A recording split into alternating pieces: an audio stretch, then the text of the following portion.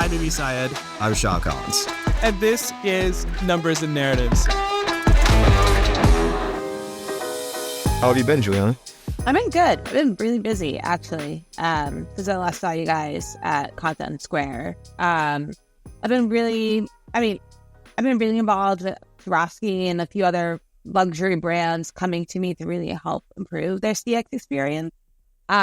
Whether it's doing coaching and feedback for leadership, how do we really analyze data differently and create these action plans, or just even been facilitation as well, and really combining that with not like adult learning methodologies, but how do we create the content to be very much registering and relatable, that they would want to sell this product and also inspired by it too. Can you kind of set the stage for, I think this will probably just be a pretty good clip, but talk to us about the whole kind of like how you work with brands, the whole journey, all that kind of stuff. Just as one, it'll prove as like a pretty good reminder for us. I mean, I'm sure we can have a great conversation either way, but just so we can maybe scope something in for the listeners. Yeah, of course. So I started working for myself and I created Jewel Sempre about 2 years ago. And after working in learning and development and luxury sales and luxury marketing for about 10 years, and something that really propelled me to do it was I wanted to see more of the opportunity and more of the market as well, and work with a variety of brands and really connect with these people individually, because the most luxury thing someone can give to you is your time. And I'm a connector and I love connecting that too. And what I find with client experience, and actually I remember when we first met, you're like, I don't remember, why would I at a CVS not expect a certain type of service? But if I go into a luxury space, I expect that. And to me, that's something that I pride myself on, whether it is the most expensive brand or the most renowned brand, or it's an up-and-coming brand. Where you spend your time should be valued. And that is something that I take pride on with Jewel Sempre and working with my brands, having this more human-centric element in the evolution and the evolution, not the evolution, but sort of in terms of the world of AI, but always having that human-centric form of connection to really lead that. And so working with, in terms of facilitating workshops, designing workshops, working with leaders, working with the field team, working on corporate end, anything that's really client focused and client facing, these are the areas I really specialize in. Okay, that's super cool. One sort of question, I guess, for you, and we had a little bit of this conversation when we met at Content Squared, but what are there's kind of a couple different verticals, right? So of companies, right? There's your kind of regular consumer brands like CVS, the ones where, you don't really expect a specific type of service. Then you've got like I'm walking into the Omega store on Fifth Avenue, and maybe they're actually not that nice to me because like I look like this, and like I clearly am not going to buy a nice watch, but like, like for the sake of it, those are like I'm sure there's even bigger ones, right? Like you can walk into like a Rolls Royce dealership, or I don't know if they call them stores, dealerships, or whatever, but like there's like that end, right? How does, and there's like kind of this middle sorry, I'm not going to say that. My last job, I had a friend who was in marketing, and he called it sort of like the premium mediocre brands. Maybe we just lop the word mediocre off, and it's like standard premium luxury, right?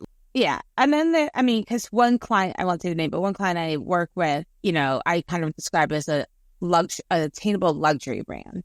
And I think that's kind of because they're in that middle market between being fashion and that luxury price point as well. Where does Aesop? I don't know if I'm pronouncing this correctly. Somebody gifted me this really, really nice soap. And I'm a plebe. Aesop. So yeah. I'm a plebeian. I buy like name brand, like non-name brand CVS soap and like fill it up with this like pre-made thing. And they gave it to me and I was like, oh, this is nice, not knowing what it was. And it is clearly nice soap, but I put it in my kitchen and he kind of just looked at me and he goes, you're just going to put it next to the dishwashing detergent? And I was like, what is this? And then it turns out it's like a $50 bottle of like hand pump soap. And I'm like, yeah, this is bananas that you got this for me. It is notorious for it's there. Yeah. Is that like that's like a premium? We call that a premium brand, right? Yeah. I mean, I don't know if there's like $200 soap. I'm sure there is, but like, yeah, they go all the way up there. But I think especially for beauty, like that's it's like the same thing with Diptyque candles. like you Sure. see like all the big ones that are like starting out at like $500. Yeah. But yeah, those are like kind of more like luxury, like home accents for sure. But the Okay. Aesop is definitely known for their soap. Okay, got it. This and I so put that in how the I guess bathroom. yeah, it's like I guess what my question is how does how you explain how the customer experience should go across those three like verticals, and maybe we keep it simple and say there's just I'm sure there's more, but what are the kind of biggest differences that you see? Well, I think the biggest difference is within a luxury premium household. I think it is more viewed, and we're really changing the mindset that it's a luxury for you to be able to afford this and for you to be here. And it's really changing it in terms of it should be a luxury that I'm gifting you my time to be here and investing my time into experiencing your brand, learning about your brand, and maybe purchasing it now or at a later time date too.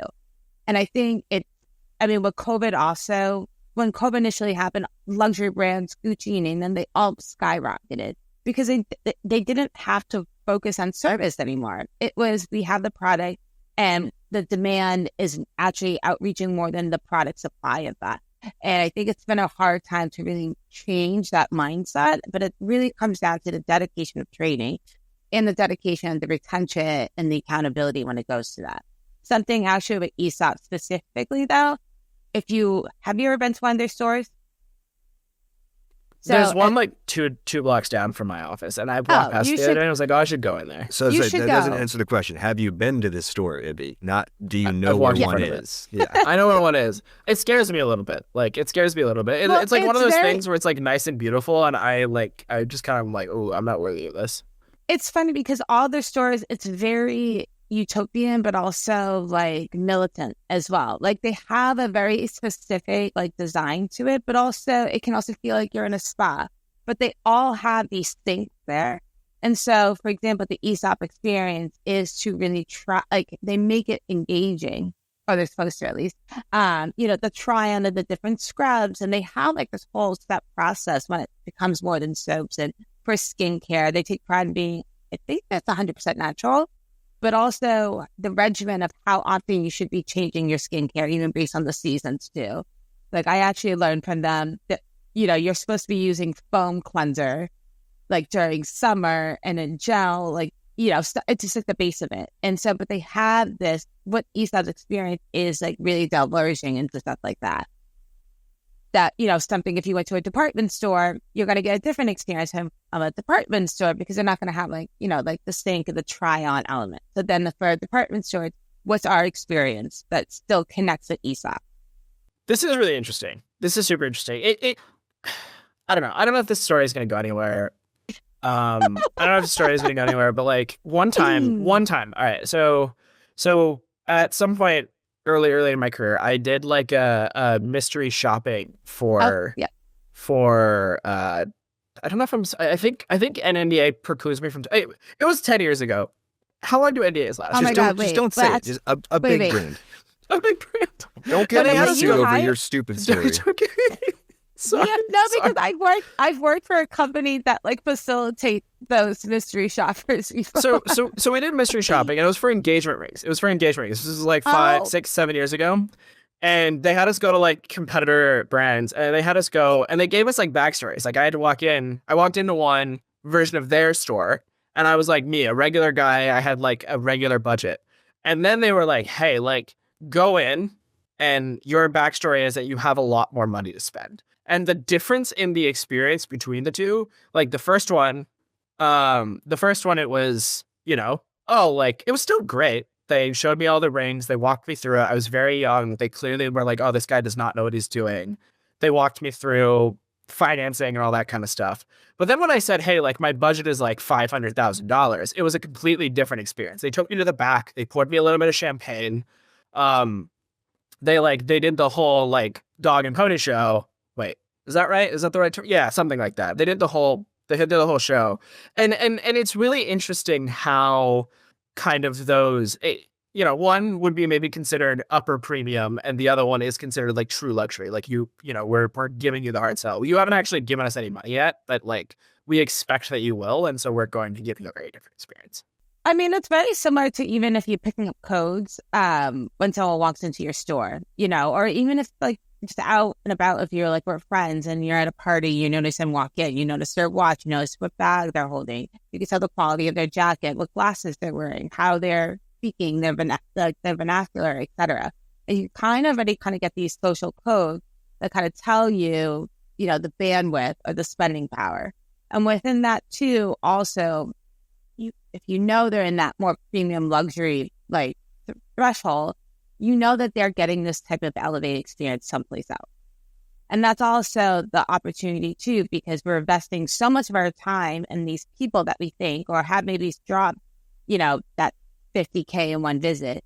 And then it's so hard for them to get back. Well, there is a value in someone and giving them that premium experience. If they come in, I would rather someone comes in 10 times and spends $1,000 because we're showing the longevity with them and we're building that relationship further. And so your point of your example just really shows like, oh, we're leading by the transaction over the service. We're leading by the potential of how much this can be a one-time over the lifespan of someone and their time. When you're going in and working with these brands and doing this consulting and training, how much of your time is spent focused on kind of the in-person, live, in-store experience versus how much is the digital experience? So it's predominantly in-person experience. Working with store leaders and field teams in terms of either regurgitating that brand DNA, those selling skills, and that storytelling, but also making it really relatable to them as well, and creating real-life moments in terms of how and why this information is important. And really also reigniting that fire that comes to them to work for the brand or to sell the brand as well. I always like to say, especially when it comes to that, you could be a customer of a brand for, 1 minute, 1 month, 10 years, etc. There's always something new to learn about that brand too. And it's up to us as the field team to really relate that to them and to really enhance that client experience. Because I always think the transfer of knowledge really shows your work. How invested you are with someone or with a company too. And whether that's an investment of learning and development or just as a client being the end receiver when it comes to that too. On the digital side, I will regionalize the content and the messaging. So a lot of that comes from if they've taken assessments, online assessments, what did they retain from that? Also, what's been a big focus is coaching and feedback for leaders as well, and utilizing, digital platform to really organize and be like, okay, this is where my team needs like optimization on and their skill set. How can I create this action plan when it comes to that too? But what I'm really excited for when it comes to AI and more digital platforms when it comes to that is how we utilizing the data and creating more opportunities for data to be captured in a larger quantity that on a learning and development entity, we're able to create the content faster and more precisely to what the needs are. So how do you see AI being used across some of the sort of like different verticals, right? Like I assume that there is actually a place for luxury brands, right? Like we had, here, I'll give you kind of an example. We had Justin from Tula. He's like the head of CX at Tula in Blackgate on his last name. Justin Crosby as a guest on the podcast a couple weeks back. And one of the things that he talked about is like brand is really, really important to them, right? Like the way that folks interact with the brand, the way that people interact with their customer success. Like, people like use them not just for, hey, I need help with my order, but they're also asking for advice. They're asking for those skincare tips. And so he is like, hey, like we haven't actually implemented a lot of that. We do have like a place that we want to, implement AI, but we're kind of like being a little bit more careful because we don't want to ruin that brand experience. Like, how do you sort of think about the place that AI has, especially when it comes to so many people, at least like trying to AIify away that sort of like first tier of communication, right? Like a company that's a little bit more inbound heavy when it comes to customer success or customer service traffic volume. They're like, all right, like it makes sense, right? Like they're using AI to try to answer those common questions. They're using a platform like Decagon or they're using a platform like us to be able to like help them understand, hey, what are the biggest questions that people are asking? So we can kind of like put that on an FAQ page or have the AI bot respond and give them like the order tracking status. How does that change for sort of like more consumer, more pedestrian brands compared to like those folks that are operating the luxury space? Yeah. So I think the example that you just brought up when it comes to that, especially for digital, it's more about scalability to be able to, reach a larger audience with the utilization of AI. But you also brought up a really good factor that, I mean, if I am on a phone call and I know it is, an AI bot, I'm immediately, oh my God. Like, and it could just even just be like, what's your name? Blah, blah, blah. I'm just like, this is just going to be so annoying. I just want like a real person. Like Zero and Agent for me are like on repeat. And so I think that's the way, like, to your point, there's a way to utilize it for scalability, but it also can be used for personalization as well. On digital platforms, which that's be like at Content Square, they really did a really great job in articulating the site mapping and how they utilize AI to kind of capture that data. So when it comes to that data part, they can see that a lot of the trends within that, a lot of people are asking about this, or a lot of people are this is where the journey really lies, and utilize that in terms of going to their support team and maybe not heavily utilizing automated forms of Zendesk, but really just diverging more of that training and development when it comes to their call centers, their client services team, and also in-person teams as well. I think it comes back to how the information is being utilized. And I mean, to your point with Tula, especially, people are really conscientious of the brands that they support as well. It's not even just about, the brand recognition. It's also, what does that brand really symbolize? How does that brand make me feel too? And that's something that AI can work with us humans, really. It's supposed to be a form of support and not to replace. And that's it. It also should just be used to elevate that 360 cycle when it comes to the consumer, but also as employees. Yeah, that is really interesting, because it's interesting to think about what are the tools that you could use from a digital side that would enable and empower the in-person team too, right? Because especially this premium, not premium mediocre, just actual premium and luxury, like you do expect a different experience in the store, right? Like you don't go into Walmart and expect to be able to wash your hands with the soaps and be like, I like this one. You do expect that at Aesop or I don't know, other soap stores you guys haven't mentioned anymore, so I don't know any others. But like at jewelry stores, you expect people to try it on. Like I went and was watch shopping with a buddy, and they brought us out like espressos, and like it was like he talked about the kind of watches you like. It was like a full concierge experience. Like you do expect more, and there's got to be a way that digital can feed into that. I think, if it's a human kind of helping on the back end, just having that human-centric mindset, or maybe it's training the AI bot to come, real lifetime and kind of make. My problem with AI when it comes to certain bots, it's like it very much feels like this is what I'm dealing with.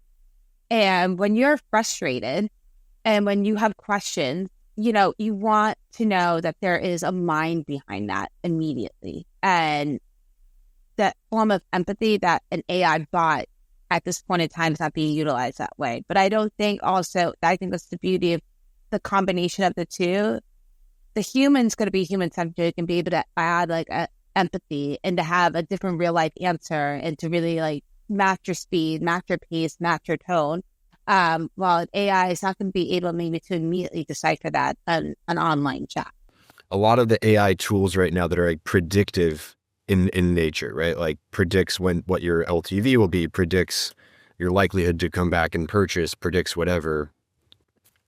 There's got to be some way to get that. Like, how do you get that? How do you close the loop from the in-life experience? And how do you take what you have and your predictions and your knowledge from the AI and pipe that into your in-store teams and be like, hey, if they're asking these questions, they're kind of trying to lead themselves this way, but if you can lead them to this one, your likelihood to close it goes up, your LTV or repeat purchase goes up. I think that's actually the easiest part, is utilizing it for the data and then being able to create the training for that in-person training as well, or whether it's even a virtual training too. I prefer in person. But even if it's just not just living on a digital platform, I mean, when it comes to retention of any training, the likelihood is going to be between 70 to 90% if you're having a real-time training, opposed to relying on the assessment too. But that's also something that AI can really assist with, is getting that data, being like, okay, these are real actions, that these are real issues, or this is real opportunities we can try to rectify or elevate further, and being able to utilize AI to help create the content too, while you being the one that really facilitates it and drives it home and within that action plan as well. I think that integrations really come into play here too, where like there's like a lot of sort of tooling that people are using, and as long as you can give the information to the person in the product that they use, like for a customer support agent, like it's a lot easier if like, because this is interesting, right? Because like so many people are utilizing the customer success or customer support team to like understand and ask questions before making a purchase. And if you can say, hey, like this customer is actually highly likely to buy this based on what they're talking about, like that's actually really, really interesting. And it kind of gives that, it basically empowers the human rather than tries to replace them, which is pretty cool. One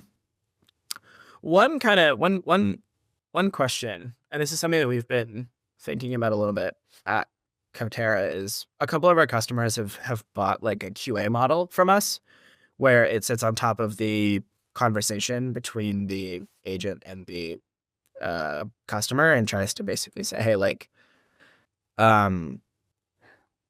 here is how, here's how they did, right? Like, did they say the customer's name? Did they try to show empathy or whatever? And that kind of, wait, Sean, why are you laughing? The phrase "show empathy" or whatever is like the least empathetic statement I've ever that's like heard. definitely the least empathetic statement ever. Sorry. But one question that I have is like, have you?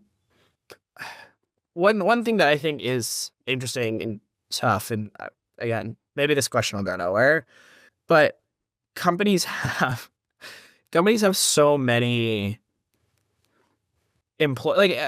customer success and customer experience have like a decent amount of turnover, right? Like they are usually like slightly more entry level jobs. There isn't like a ton, like a lot of companies see them as a cost center, so therefore there's not really a ton of room to grow. Sometimes people will move to other parts of the org.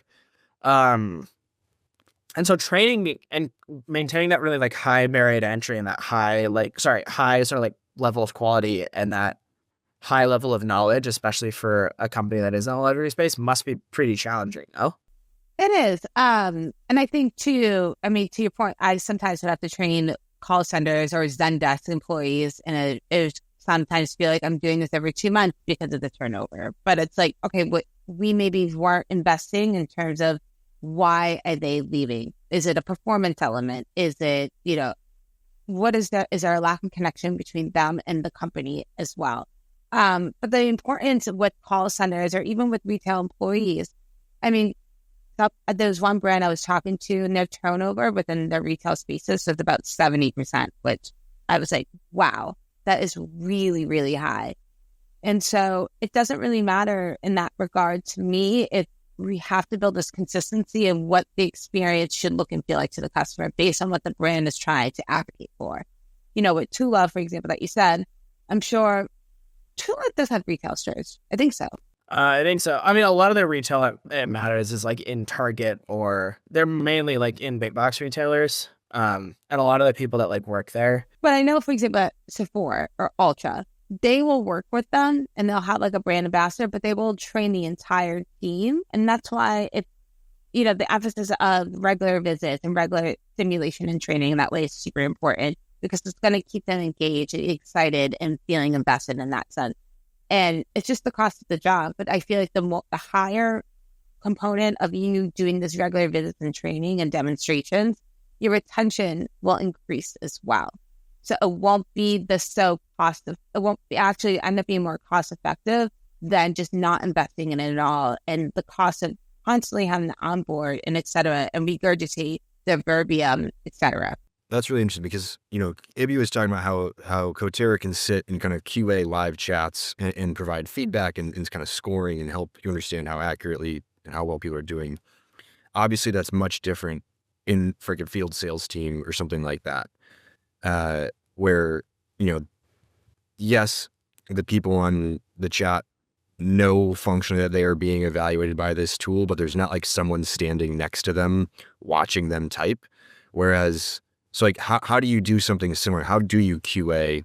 How do you, when you're coming in to do an initial training, I would guess there's some level of like pre-assessment to understand what the current level of quality is or something like that. Like, how do you kind of do in-person QA, QC, figure out where people are, identify where people are struggling and where they're doing well?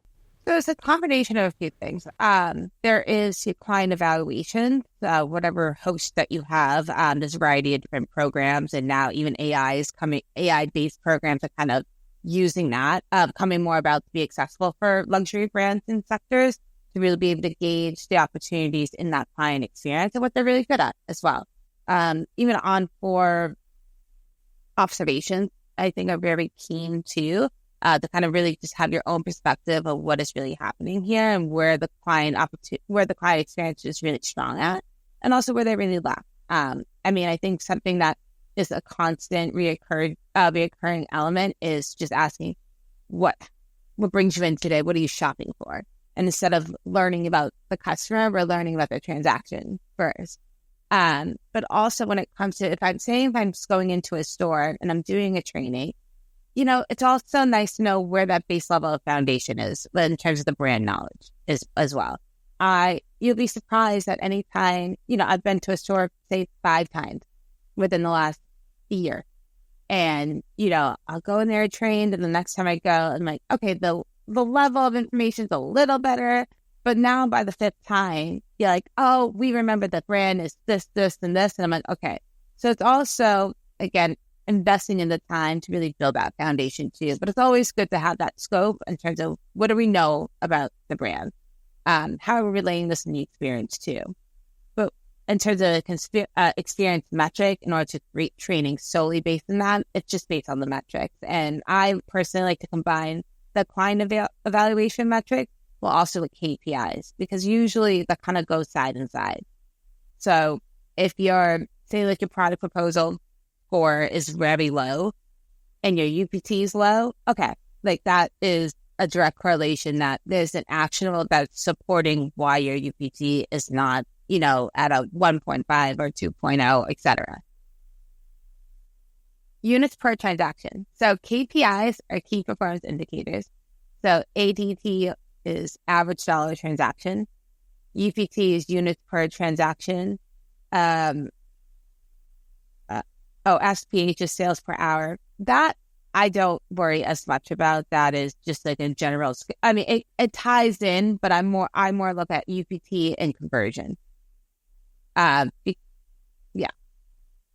So obviously conversion is the amount of people that walked in and then purchased.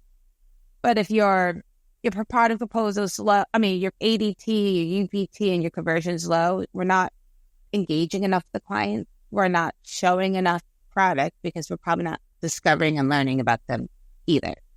That's so interesting because, everything you're saying is making a ton of sense, but it is so counter to what I would have assumed was the right thing to do. Like, I never would have thought about, discovery is something we talk about all the time in like SaaS sales or enterprise level sales, right? The conversation starts with discovery. But I'm like I don't really enjoy meeting new people. I'm pretty shy and quiet. And so when I go to a store, I actually do kind of assume that the first question is like, how can I help you? What are you looking for today? Let's get to the point. I'm not coming into a store just to look around. I know that some people do. I do not. But you're right. When I think to the times that I do and the shopping experience I remember, it is like the one I remember is my local Trek store. The owner was there and he was like, why, have you been riding for a long time? We started just talking about biking. He didn't ask me what I was shopping for. We just chatted about biking for 10 minutes. And then he was like, oh, if what you're looking for is this, then here's the bikes we should be talking about. And it flowed seamlessly. But in my head, of course, I walked in, asked me what I'm shopping for and get me some product in my hand. I always remember one of the worst experiences I ever had in a luxury store. I ended up working for one of their brands one day, but it was my first luxury purchase. I was 20 years old. I was buying this purse in order to go study abroad, and it was a big deal for me. The purchase was like $500. It was a lot of the money for a 20-year-old, and that's a decent amount of change right now just to spend on one thing. And I walked into the store, I stood in front of the bag, and no one came to me for 35 minutes. And I know because it was my one.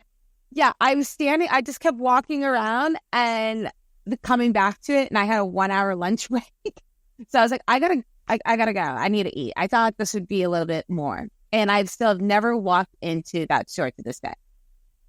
And it's just like your experience, whether it's good, mediocre, or subpar, really does affect more than you might even realize. And especially when it comes to a negative experience, it has 7 times more impact than someone raving about a great interaction as well. But the thing is, too, those are the types of things in terms of metrics.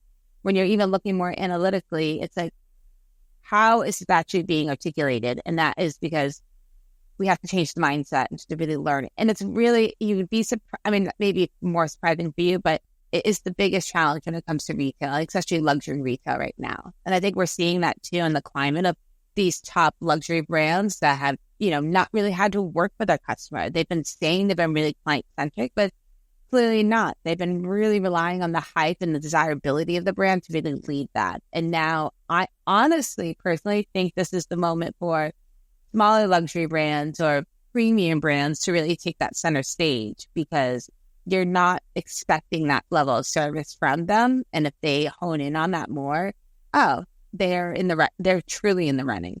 That's really interesting. What is your favorite clothing brand? I know, guys. There's so much. Okay, favorite all around. I don't actually own that many things from here because I'm inherently incredibly cheap, but it's probably Vori. I keep seeing them pop up around too. I think I don't know. I have to fly a decent amount, and I'm always looking for the best thing to fly in, and I can't really. I buy things for like $5 from a thrift store, or like $15 from Target. I love thrift. Yeah, like thrifting is. Oh, actually, I wore this shirt today. In honor of this conversation. This is Givenchy. I bought it thrifted. That's sick. This is like a shirt. Guess? It's just like a Comfort Colors t-shirt. It's Gucci, but it's basically this guy who recycles old Gucci bags, and he like cuts or recycles old like luxury handbags whenever they get ripped or whatever, and he like makes clothing out of. Wait. He like makes clothing out of them. Wait, sorry, you just like cut out for like 2 seconds for me. Does that say Gucci? Did you? Yeah, it says Gucci. And he's a cheap guy. He just wears Gucci stuff. No big deal. No. It's not actual Gucci. I bought this for $15 or $20. At like a sort of a farmer's market. Basically, it's this guy who takes old handbags, recycles them, and then makes puts like the logos on like regular clothes. So this is like a Comfort Colors t-shirt. Oh, that's like so it's like Dapper Dan really did have such an impact when it came to stuff like that. The funny part about him is he got arrested for doing that, and then Gucci was like, "Okay, we'll do a little collaboration with you." Ooh. Yeah, if you look up. Wait, Sean, what is this brand? So that's Dapper Dan. That's my favorite clothing brand. I don't know if it's Onion. I don't know how to say it. Yeah. But I love their shirts. They're so comfortable.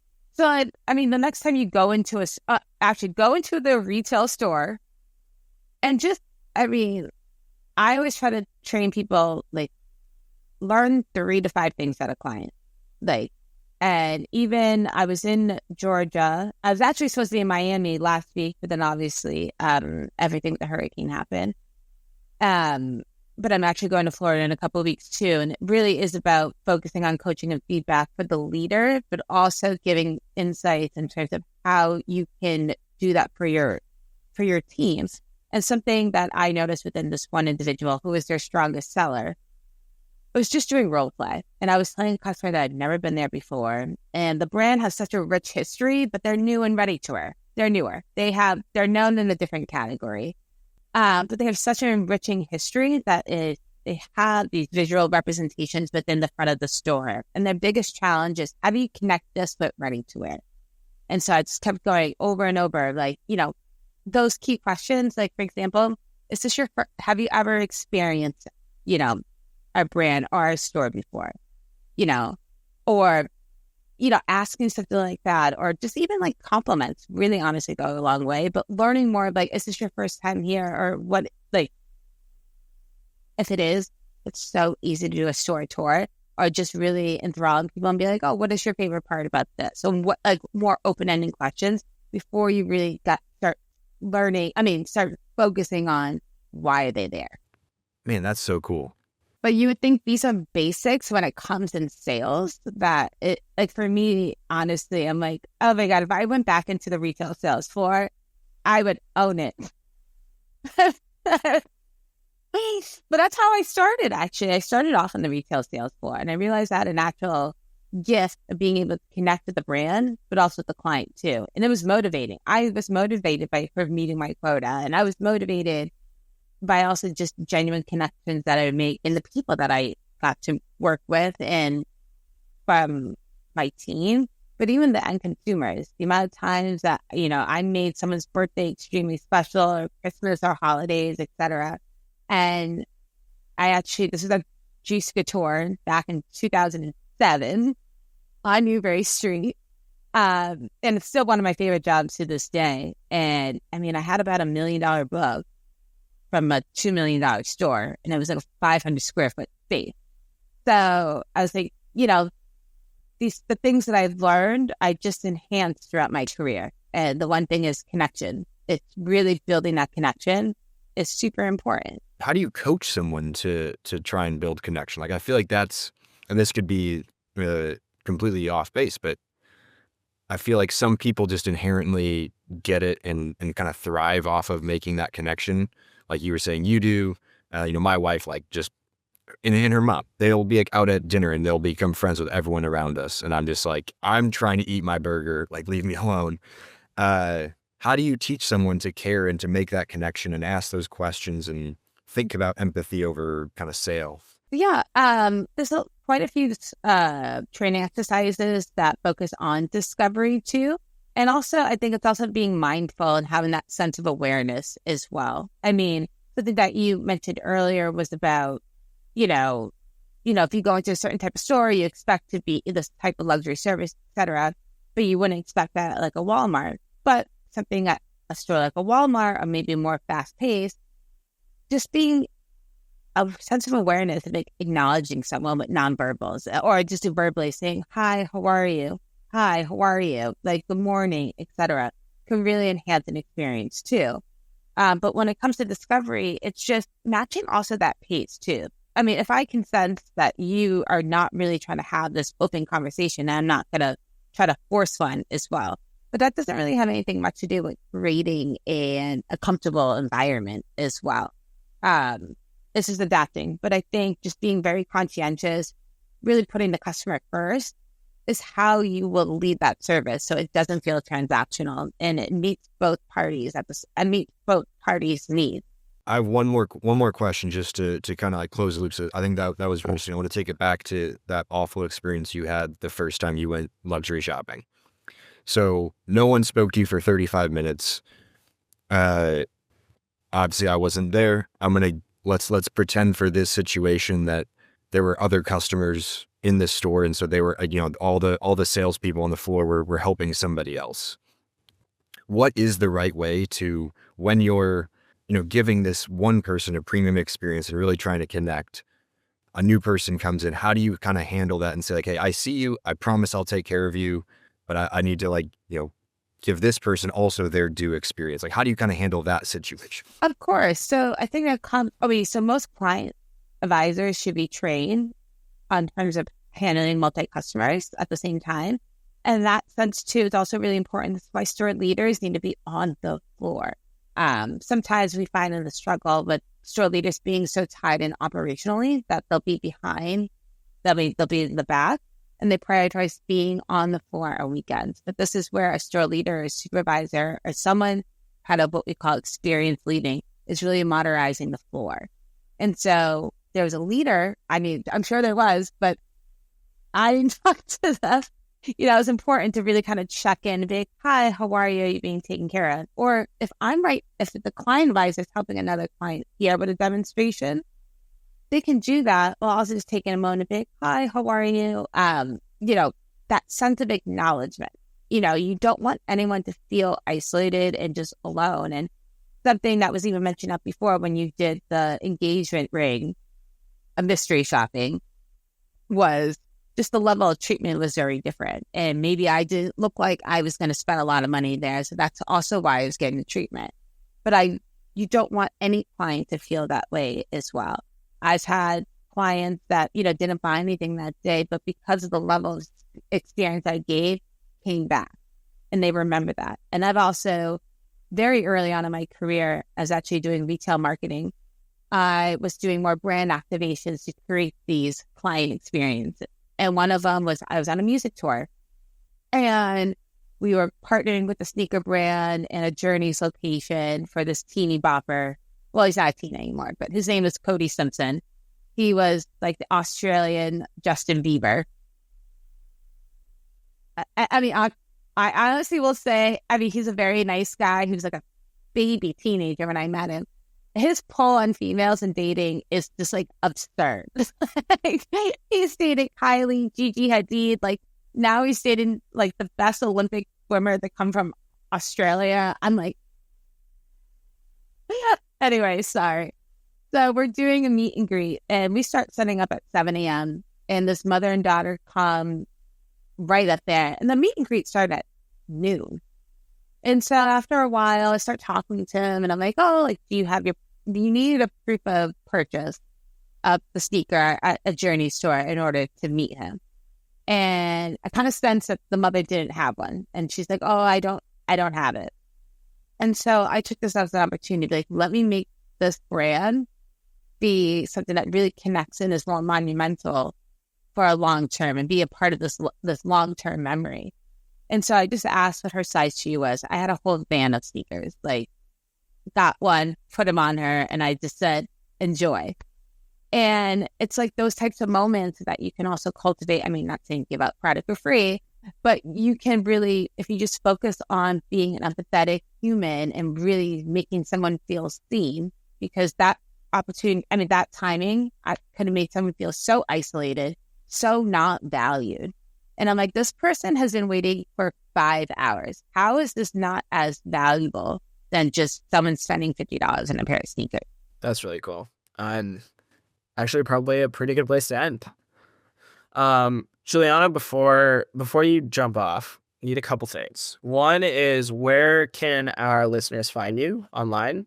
And where can they, you know, if they're interested in your services, if there's a luxury brand out there listening, how do they find you? So I'm very active on LinkedIn, first of all. So you can just find my name. I think my handle is Juliana Evangelista. And my website is julesempre.com. And so we can do anything from facilitation, workshop design, content creation, stories, retail safaris as well, which is more about store observations and kind of giving our feedback, and anything more personalized to enhance your CX experience. Amazing.